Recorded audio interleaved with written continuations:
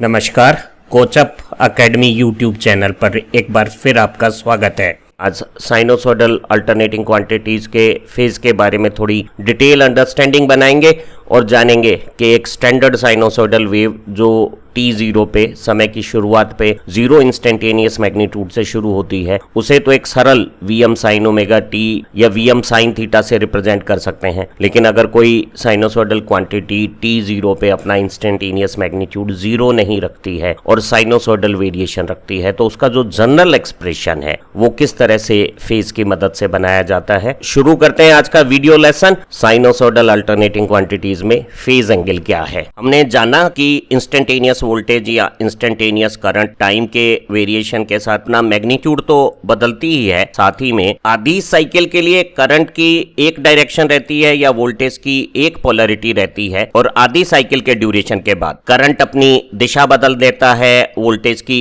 Polarity change हो जाती है और ये रिवर्सल लगातार चलते हैं। तो ऐसे इंस्टेंटेनियस मैग्नीट्यूड जो टाइम के साथ अपने वेरिएशंस में मैग्नीट्यूड के साथ साथ डायरेक्शंस को भी अल्टरनेट करते हैं, उन्हें हम अल्टरनेटिंग क्वांटिटीज प्रत्यावर्ती राशियां कहते हैं। और ऐसा मैग्नीट्यूड जो जीरो क्रॉस के समय तेज बदले और पीक के समय धीमा बदले, उसे एक मैथमेटिकल फंक्शन है जया साइन, उससे रिप्रेजेंट कर सकते हैं। और ये सबसे ज्यादा मैथमेटिकली सिंपल भी है, सिंथेसिस करने के लिए जनरेटर में भी आसान है, लेकिन इसका ट्रांसमिशन डिस्ट्रीब्यूशन यूटिलाइजेशन भी बेटर है। तो सारे इलेक्ट्रिकल एप्लीकेशंस के लिए, सभी विद्युत कार्यों में हम जिस तरह के करंट वोल्टेज सिग्नल को इस्तेमाल करते हैं, उन्हें हम जया प्रत्यावर्ती राशि या साइनोसॉइडल अल्टरनेटिंग वोल्टेजेस या करंट्स कहते हैं। एक साइनोसॉइडल इंस्टेंटेनियस वोल्टेज और करंट का टाइम के साथ ये जो वेरिएशन का लेखा चित्र है, इसे एक मैथमेटिकल इक्वेशन से रिप्रेजेंट करते हैं। इस मैथमेटिकल इक्वेशन में ये जो टाइम के साथ ओमेगा का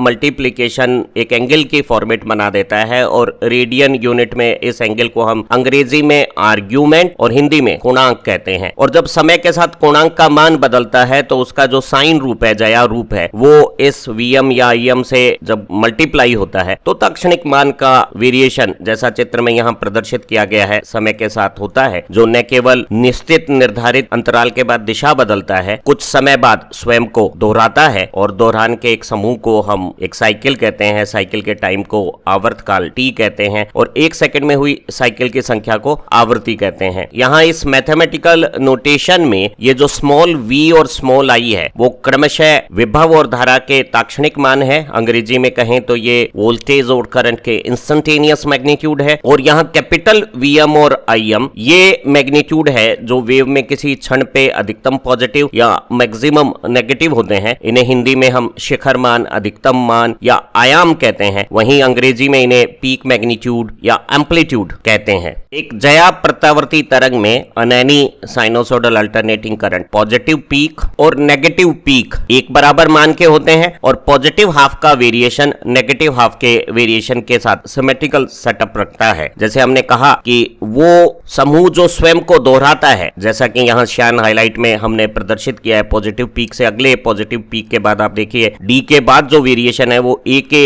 बाद वाले वेरिएशन का बिल्कुल रिपीटिशन है। तो एक साइकिल के समय को हिंदी में आवर्तकाल और अंग्रेजी में टाइम पीरियड कहते हैं। इसे कैपिटल टी से डिनोट करते हैं। और ऐसी साइकिल जो एक सेकंड में होती है उसे फ्रीक्वेंसी f कहते हैं। और हम जानते हैं एक साइकिल का टाइम t, तो f साइकिल का टाइम ft एक सेकंड हो जाएगा। तो t और f एक दूसरे के इनवर्स हो जाएंगे, तो t और f में से एक मालूम हो तो दूसरे को मालूम किया जा सकता है। जरूरी नहीं है कि साइकिल को पॉजिटिव पीक से पीक के बीच में समझा जाए। एक स्टैंडर्ड तरीका है कि नेगेटिव से पॉजिटिव होते समय जो जीरो क्रॉस हो रहा है उससे अगले जीरो तक ये जो साइक्लिक वेरिएशन है उसे एक साइकिल कहा जा सकता है, जो बार बार रिपीट हो रहा है। एक बड़ी खूबसूरत बात है कि अलग अलग टी वैल्यूज पे ये जो मैग्नीट्यूड्स हैं ये एक यूनिक रिलेशन रखते हैं। जैसे ये पॉजिटिव पीक है, ये नेगेटिव पीक है, ये पॉजिटिव पीक का आधा है और ये भी पॉजिटिव पीक का आधा है। लेकिन ये जो 30 डिग्री एंगल पे अभी हम समझेंगे पॉजिटिव पीक का आधा आ रहा है, वो इंक्रीजिंग ऑर्डर में है, जबकि यहाँ जो वैल्यू आ रही है वो डिक्रीजिंग ऑर्डर में है। तो आप देखेंगे कि हर इंस्टेंटेनियस मैग्नीट्यूड टाइम के साथ एक यूनिक सेटिंग्स रखता है, एकांकी रूप रखता सकता है और इन तरह के एकांकी रूप को समझाने के लिए हम फेज का इस्तेमाल करते हैं और फेज को एक्सप्रेस करने के लिए पूरे साइकिल के पीरियड को एंगुलर स्पान में 2 पाई रेडियन ले लेते हैं। तो अगर यहाँ स्मॉल टी की जगह कैपिटल टी एक पूरी साइकिल का ड्यूरेशन हम मेंशन कर देते हैं, तो ये जो ओमेगा कैपिटल टी है वो 2 पाई रेडियन हो जाएगा और ओमेगा को आप 2 पाई बाई टी रखें और 1 बाई टी अगर एफ है तो आप ओमेगा का रिलेशन एफ से पाते हैं एंगल के साथ, इसलिए इस टर्म को ओमेगा को हम एंगुलर फ्रीक्वेंसी कहते हैं। इसकी यूनिट रेडियन पर सेकंड है। और एक बड़ी खूबसूरत बात, टी, एफ और ओमेगा आपस में इंटर रिलेटेड है, एक से बाकी दो की कैलकुलेशन पॉसिबल है। एक साइनोसॉइडल वोल्टेज या करंट के इंस्टेंटेनियस मैग्नीट्यूड का ये जो समय के साथ साइनोसॉइडल वेरिएशन है, इसमें अलग अलग ताक्षणिक मान की स्थितियों को रिप्रेजेंट करने के लिए हम कला या फेज का इस्तेमाल करते हैं और फेज को हम समय या कोण दोनों में मेजर कर सकते हैं। पूरी साइकिल के पीरियड को टी लेके और उसके टुकड़ों में हम कला को समझ सकते हैं। जैसे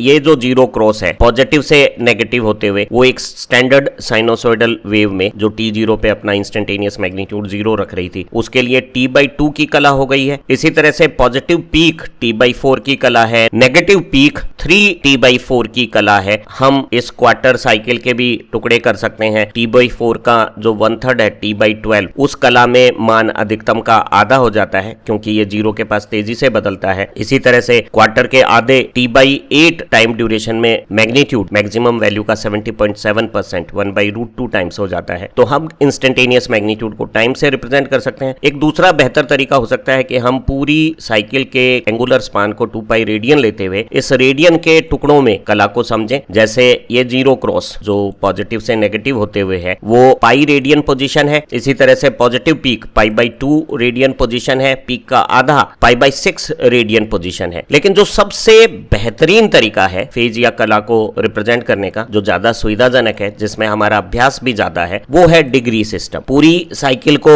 360 डिग्री में बदल दिया जाता है। इस पूरी साइकिल के 12 टुकड़े कर दूं तो मैं कह सकता हूं कि ये जो पॉजिटिव पीक का आधा है वो 30 डिग्री की कला है। पॉजिटिव पीक का √3/2 टाइम्स 0.866 87% 60 डिग्री की कला है। पॉजिटिव पीक 90 डिग्री की कला है। ये जीरो क्रॉस 180 डिग्री की कला है। नेगेटिव पीक 270 डिग्री की कला है। लेकिन हम कला को ज्यादा प्रचलित तरीका है प्लस माइनस 180 डिग्री में पढ़ना पसंद करते हैं। जब फेज एंगल 180 से एक्सीड होकर ज्यादा हो जाता है, जैसे 270 डिग्री हो गया है, इस एंगल को पूरी साइकिल की जो पोजीशन है 360 डिग्री, उसे 0 मानते हुए उल्टा शुरू कर देते हैं और 360 से 30 डिग्री पीछे, ये वैसे तो पोजीशन 330 डिग्री की है लेकिन इसे हम -30 कह सकते हैं। इसी तरह से 270 को हम -90 डिग्री कह सकते हैं। और इस रिप्रेजेंटेशन से एक बहुत कन्वीनियंट हमें एप्लीकेशन समझ में आती है। एक साइनोसॉइडल क्वांटिटी में पीली हाईलाइट वाला ये पॉजिटिव हाफ और ग्रीन हाईलाइट वाला नेगेटिव हाफ सिमेट्रिकल है, अर्थात +90 डिग्री पे अगर पॉजिटिव पीक आ रहा है तो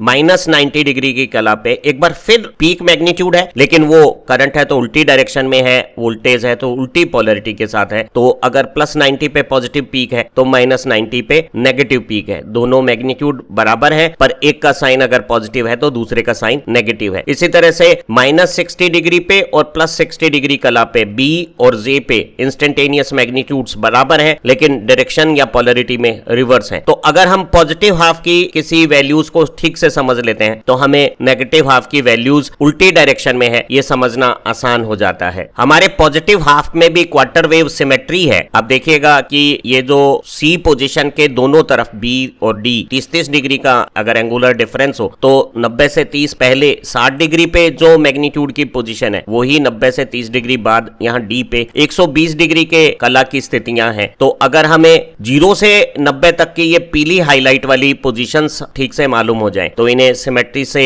90 से 180 के बीच में इस्तेमाल कर सकते हैं। और 0 से 90 के बीच की क्वांटिटीज, 0 से -90 के बीच की ये जो ब्लू फ्रेम में आई हुई क्वांटिटीज है उनके साथ भी एक ओड सिमेट्री रखती है। पॉजिटिव क्वार्टर में 0 से +90 के बीच में मैग्नीट्यूड्स अगर पॉजिटिव हैं तो नेगेटिव हाफ साइकिल के 0 से -90 के बीच में मैग्नीट्यूड्स वैल्यूज में सेम है, लेकिन ये नेगेटिव या उल्टी डायरेक्शन या उल्टी पोलैरिटीज के साथ होंगे। हम समझ सकते हैं कि ये जो साइनोसॉइडल वेरिएशन है वो लीनियर वेरिएशन से डिफरेंट है। अगर 0 से 90 डिग्री के बीच में लीनियर और साइनोसॉइडल दोनों आइडेंटिकल वैल्यूज रखते हैं, सेम वेरिएशन रखते हैं, तो आप देखिएगा कि साइनोसॉइडल क्वांटिटी 0 डिग्री कला के पास तेजी से बदलती हुई अपना आधा मान 1/3 ड्यूरेशन 30 डिग्री की कला में ही प्राप्त कर चुकी है, वहीं एक लीनियर चेंज को ये चेंज करने के लिए 45 डिग्री की पोजीशंस एक्वायर करनी पड़ेगी। और आप देखिएगा कि एक साइनोसॉइडल क्वांटिटी तब तक अपने पीक का 70.7% 1/√2 टाइम्स हो गई है, अर्थात पहले हाफ में जो साइनोसॉइडल क्वांटिटी का चेंज है वो 71% है, तो सेकेंड हाफ में ये जो चेंज है वो 29% केवल है। इसी तरह से पीक के पास साइनोसॉइडल क्वांटिटी का वेरिएशन धीमा हो जाता है और आखिरी 30 डिग्री 60 से 90 के बीच में ये मैग्नीट्यूड 87% से 100% केवल 13% के आसपास बदलता है। तो साइनोसॉइडल वेरिएशन जो मैथमेटिक्स के साइन फंक्शन से रिप्रेजेंट होता है वो लीनियर चेंज से डिफरेंट है, इसे हमें अच्छी तरह से समझ लेना चाहिए। अगर कोई साइनोसॉइडल अल्टरनेटिंग क्वांटिटी ज्या प्रत्यावर्ती राशि का t0 पे इंस्टेंटेनियस मैग्नीट्यूड 0 से शुरू होने वाला नहीं हो, जैसा कि हम लाल कर्व में यहाँ रिप्रेजेंट कर रहे हैं, वो 0 की बजाय किसी और वैल्यू से शुरू हो, जैसे ये पॉजिटिव पीक 100 वोल्ट के आधे 50 वोल्ट से अगर शुरू हो रहा है, तो हम ये जो शुरुआत की स्थिति है इसको एक स्टैंडर्ड साइन वेव से जो t0 पे 0 मैग्नीट्यूड से शुरू हो रही है उसके साथ कंपेयर करके इसकी फेज पोजीशंस पता करके इस तरह के करंट को जो t0 पे 0 से नहीं शुरू कर रहे उन्हें एक जनरल व्यापक समीकरण से रिप्रेजेंट कर सकते हैं। यहाँ I या V करंट या वोल्टेज के इंस्टेंटेनियस मैग्नीट्यूड हो सकते हैं, Im करंट का पीक शिखर मान हो सकता है, और अगर ये वोल्टेज का एक्सप्रेशन है तो यहाँ Vm का इस्तेमाल कर सकते थे। ओमेगा एंगुलर फ्रीक्वेंसी है, T वो ताक्षणिक समय है जिसके साथ ये मान बदल रहा है, और ये थीटा कला कोण है जिसका मान हम शुरुआत की स्थिति में जो इंस्टेंटेनियस मैग्नीट्यूड की पोजीशन है उसको स्टैंडर्ड वेव से कंपेयर करके पता करते हैं। और इस एक्सप्रेशन से हम समझ सकते हैं कि अब अगर समय बदलेगा तो न केवल ये ओमेगा टी आर्ग्यूमेंट बदलेगा, इसके साथ थीटा ऐड होने पर ये पूरी आर्ग्यूमेंट जब साइनोसॉइडल तरीके से बदलेगी तो इंस्टेंटेनियस मैग्नीट्यूड का वेरिएशन एक स्टैंडर्ड वेव की जैसे ही होगा, बस कुछ समय में आगे पीछे रहने की बातें हो सकती हैं, उन्हें हम फेज या फेज डिफरेंस कहते हैं। कुछ एग्जांपल से ये बातें बहुत अच्छी तरह से समझ में आ जाएगी। एक साइनोसॉइडल अल्टरनेटिंग वोल्टेज ज्या प्रत्यावर्ती विभव की फ्रीक्वेंसी 50 हर्ट्ज है और आयाम एम्पलीट्यूड पीक मैग्नीट्यूड 100 वोल्ट है, तो हमें उसके जनरल एक्सप्रेशंस को फेज एंगल के साथ निकालना है। जबकि दिया हुआ है 4 समस्याएं करते हैं कि ये जो पीक 100 वोल्ट है, इंस्टेंटेनियस वैल्यू 100 वोल्ट की आधी पॉजिटिव डायरेक्शन में है, ये पॉजिटिव पीक के साथ ही शुरू कर रही है, ये किसी तीसरे एग्जांपल में नेगेटिव पीक से शुरू होती हुई लेंगे, और एक चौथे एग्जांपल में ये नेगेटिव 70.7% वैल्यू ऑफ पीक से स्टार्ट होगी। तो हम जानते हैं कि एक साइनोसॉइडल अल्टरनेटिंग वोल्टेज ज्या प्रत्यावर्ती विभव का जनरल व्यापक समीकरण ये रूप रखता है, जहां V इंस्टेंटेनियस मैग्नीट्यूड है अलग अलग टाइम t पे, Vm शिखर मान आयाम एम्पलीट्यूड पीक मैग्नीट्यूड है, और थीटा एंगल है फेज एंगल जिसकी की कैलकुलेशन हमें समझनी है। फ्रीक्वेंसी 50 हर्ट्ज दी हुई है तो हम एंगुलर फ्रीक्वेंसी की कैलकुलेशन कर सकते हैं। हमारा रिलेशन ओमेगा = 2πf और यहाँ ये 100 पाई आ गया है। Vm पीक मैग्नीट्यूड है जिसे हम यहाँ इस एक्सप्रेशन में यूज करेंगे, और ये हमारे जनरल एक्सप्रेशन का फॉर्मेट आ गया है जिसमें हमें थीटा की वैल्यू अगर कैलकुलेशन करनी है तो t0 पे इंस्टेंटेनियस मैग्नीट्यूड हमें दिया हुआ है, पहले उदाहरण में 50 वोल्ट, तो इंस्टेंटेनियस मैग्नीट्यूड एट t = 0 का एक्सप्रेशन हो गया है। V0 = Vm, t की जगह 0 रखने पर ये सिर्फ साइन थीटा हो गया है, क्योंकि V0 50 है, Vm 100 है, तो साइन थीटा की वैल्यू 0.5 आ गई है। और हम डिग्री सिस्टम में अगर काम करें जो हमें ज्यादा कन्वीनियंट है तो 0.5 साइन 30 की वैल्यू है, तो कंपेरिजन से थीटा 30 डिग्री आ गया है। थीटा को 30 रखने पर हमारा जो जनरल एक्सप्रेशन है उस साइनोसॉइडल क्वांटिटी का जो पीक के आधे वैल्यू से पॉजिटिव वैल्यू के साथ शुरू हो रही है और अब इंक्रीज हो रही है, ये रूप हो गया है। क्योंकि इसकी कला स्थिति 30 डिग्री है तो हमारा जनरल एक्सप्रेशन हो गया है V1 = 100 sin 100 pi t + 30 degree. 100 volt peak magnitude 50 hertz के साथ एंगुलर फ्रीक्वेंसी 100 पाई रेडियन पर सेकंड रखने वाली और अपने पीक के आधे मैग्नीट्यूड से शुरू होने वाली 30 डिग्री कला वाली साइनोसॉइडल वोल्टेज की mathematical expression V1 = 100 sin 100 pi t + 30 degree हो गई है, जिसे हमने यहाँ शान हाईलाइट में ग्राफ से प्रेजेंट कर देना है। और आप देखिएगा कि ये जो साइनोसॉइडल वेरिएशन है वो एक स्टैंडर्ड वेव की वेरिएशन की जैसे ही है, बस स्टैंडर्ड वेव एक क्वार्टर 90 डिग्री की फेज के बाद पॉजिटिव पीक पा रही थी, इसका पॉजिटिव पीक समय में पहले आ जाएगा और वो सिर्फ 60 डिग्री के बाद अपना पॉजिटिव पीक पा लेगी। जिस तरह से इसने पॉजिटिव पीक को स्टैंडर्ड वेव से 30 डिग्री पहले पाया है, इसका जीरो क्रॉस भी स्टैंडर्ड वेव से जो 180 डिग्री पे आती है यहाँ से 150 डिग्री बाद 30 डिग्री पहले आ जाएगा। तो हम कहेंगे कि ये जो साइनोसॉइडल वेव है वो एक स्टैंडर्ड वेव से 30 डिग्री आगे की कला में अपना साइनोसॉइडल वेरिएशन कर रही है, और इसका हर मान अब एक स्टैंडर्ड वेव के वेरिएशन की जैसे ही है, बस समय में ये जो स्थितियां हैं वो 30 डिग्री पहले की कला में आ रही है। उस उसी उदाहरण में साइनोसोडल वोल्टेज का पीक मैग्नीट्यूड आयाम 100 वोल्ट है और फ्रीक्वेंसी 50 हर्ट्ज है और ये अपनी T0 वैल्यू को पॉजिटिव पीक से शुरू कर रही है। तो T0 पे इंस्टेंटेनियस मैग्नीट्यूड इस स्टैंडर्ड फॉर्मेट में Vm की जगह 100, ओमेगा की जगह 100 पाई रखने के बाद फेज एंगल को थीटा मानते हुए T की वैल्यू अगर 0 रखें तो ये साइन के अंदर ये जो T वाली टर्म है ये 0 हो गई है और हमारा एक्सप्रेशन हो गया V naught is equal to Vm sine theta. V naught की वैल्यू 100 है, Vm भी 100 है, तो साइन थीटा कैलकुलेशन से 1 आ गया है, कंपैरिजन से 1 साइन 90 डिग्री होता है, तो थीटा की वैल्यू 90 डिग्री आ गई है। यहां अगर हम जनरल एक्सप्रेशन में थीटा की जगह 90 रखते हैं तो हमारा जो V2 का एक्सप्रेशन है, एक ऐसी साइनोसॉइडल वोल्टेज जो अपने पॉजिटिव पीक से T0 पे शुरुआत करती है, उसका एक्सप्रेशन 90 डिग्री फेज एंगल के साथ ये रूप रखता है और ट्रिग्नोमेट्री कहती है sine 90 plus theta is equal to cos theta. तो इस वोल्टेज को जो पॉजिटिव पीक से शुरू होती है उसे एक कोसाइन वेव भी कहा जा सकता है। 100 वोल्ट पीक मैग्नीट्यूड 50 हर्ट्ज पे ओमेगा 100 पाई रेडियन पर सेकंड रखने वाली और पॉजिटिव पीक के साथ शुरुआत करने वाले साइनोसॉइडल वोल्टेज का general expression 100 sign 100 pi T plus 90 degree हो गया और इसे हम एक कोसाइन वेव भी कह सकते हैं। तो कोसाइन वेव T0 पे पीक वैल्यू रखती है। अब आप देखिएगा कि ये जो वेरिएशन है वो एक स्टैंडर्ड साइनोसॉइडल वेव की भांति है। एक स्टैंडर्ड साइनोसॉइडल वेव ये 0 क्रॉस 180 डिग्री फेज पे करती है। हमारी वेव जो 90 डिग्री के फेज के साथ शुरू हुई है वो 90 डिग्री के स्पान के बाद ये पोजीशन पा लेगी। तो इस वेव का positive peak, 0 cross, negative peak या ये 0 क्रॉस एक स्टैंडर्ड साइन वेव से 90 डिग्री फेज में आगे रहते हुए होते हैं और इस तरह की वेव जो पॉजिटिव पीक से इंस्टेंटेनियस स्टार्ट करती है T0 पे, उसे हम एक कोसाइन फंक्शन कोजे फलन से भी रिप्रेजेंट कर सकते हैं। उसी उदाहरण का तीसरा भाग करते हैं। हमारी साइनोसॉइडल अल्टरनेटिंग वोल्टेज का पीक मैग्नीट्यूड आयाम अधिकतम मान 100 वोल्ट है, फ्रीक्वेंसी 50 हर्ट्ज है, तो 50 हर्ट्ज के हिसाब से एंगुलर फ्रीक्वेंसी 2 पाई f 100 पाई रेडियन पर सेकंड हो गई है। और अगर T0 पे इसका इंस्टेंटेनियस मैग्नीट्यूड 0 से शुरुआत करे तो ये थीटा 0 होगा,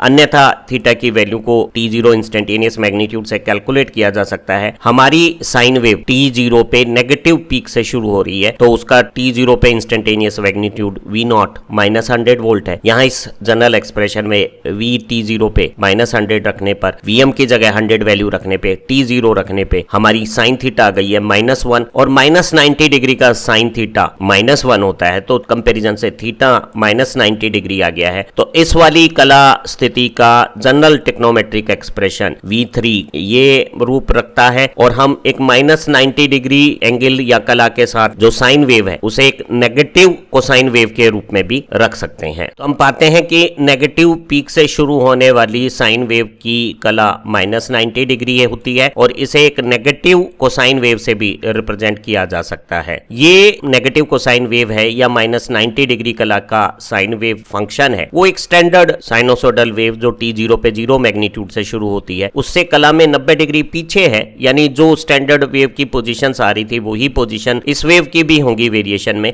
लेकिन वो समय में बाद में आएगी। ये पिछड़कर चल रही है, लैकिंग नेचर की है। तो आप देखिएगा कि एक हमारी स्टैंडर्ड साइन वेव सिर्फ T/4 या 90 डिग्री या π/2 रेडियन पे अपना पॉजिटिव पीक पा लेती थी। इसे नेगेटिव पीक से पॉजिटिव पीक आने में आधी साइकिल T/2 का समय लगेगा या पाई रेडियन लगेगी या ये स्थिति 180 डिग्री कला के बाद आएगी। तो आप देखेंगे कि ये सारे वेरिएशन जो -90 डिग्री कला वाली नेगेटिव कोसाइन वेव में हो रहे हैं वो एक स्टैंडर्ड साइन वेव से कला में 90 डिग्री पीछे रहकर हो रहे हैं। उसी उदाहरण का आखिरी अंश कर लेते हैं। हमारी साइनोसॉइडल वोल्टेज का आयाम, एम्पलीट्यूड, पीक मैग्नीट्यूड, शिखर मान 100 वोल्ट है, फ्रीक्वेंसी 50 हर्ट्ज है, तो peak magnitude 100 volt, frequency omega निकालने के लिए हमने इस्तेमाल की, f की जगह 50 रखा तो ओमेगा 100 पाई रेडियन पर सेकंड आ गया है। और ये जनरल एक्सप्रेशन ये रूप रख लेगा, Vm की जगह 100 और ओमेगा की जगह 100 पाई रेडियन पर सेकंड हमने रख लिया है। ये जो फेज एंगल थीटा है जो स्टैंडर्ड साइन वेव में 0 होता है, पॉजिटिव पीक के लिए हमने देखा था +90 है, नेगेटिव पीक के लिए हमने जाना कि ये -90 है, उसे हमें उस साइनोसॉइडल वोल्टेज के लिए प्राप्त करना है जिसका T0 पे इंस्टेंटेनियस मैग्नीट्यूड